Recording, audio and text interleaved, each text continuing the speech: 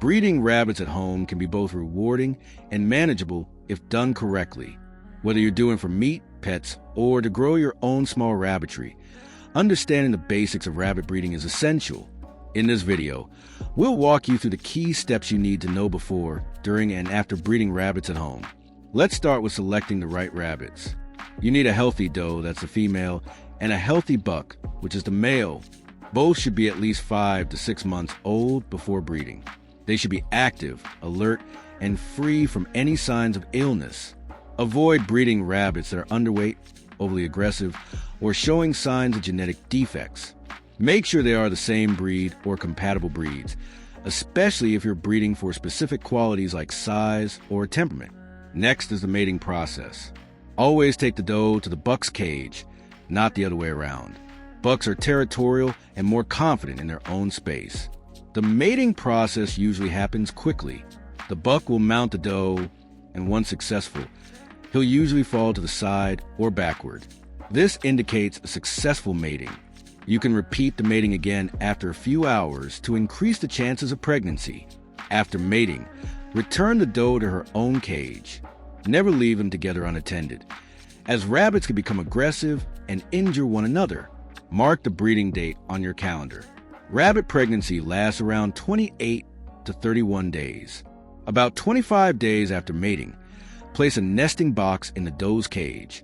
Fill it with clean hay or soft straw. The doe will begin to pull her own fur to line the nest when she's getting close to giving birth. This is a good sign that labor is near. When the doe gives birth, it's called kindling. Most litters have between 4 to 12 kits, depending on the breed. Let the mother care for them naturally. Do not disturb the nest too much, especially during the first few days. It's normal for mother to only feed the babies once or twice a day, usually at night. So don't worry if you don't see her feeding them. Check the nest once a day to remove any dead kits and make sure the others are warm and fed. Well-fed kits will have round bellies and look active when touched. If the mother is not caring for them, you may need to hand feed, but that's usually a last resort. As the kits grow, they'll start coming out of the nest around 2 weeks of age. At about 4 to 5 weeks, they begin eating solid food, and by 6 to 8 weeks, they are usually ready to be weaned.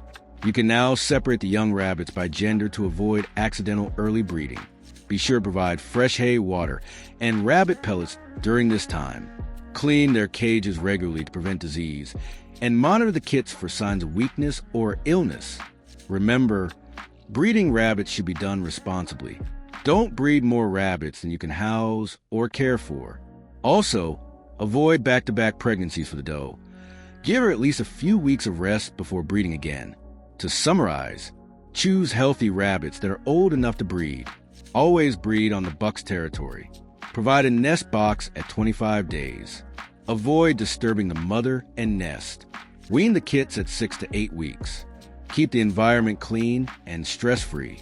With good care, patience, and proper planning, breeding rabbits at home can be a successful and enjoyable part of your rabbit-keeping journey.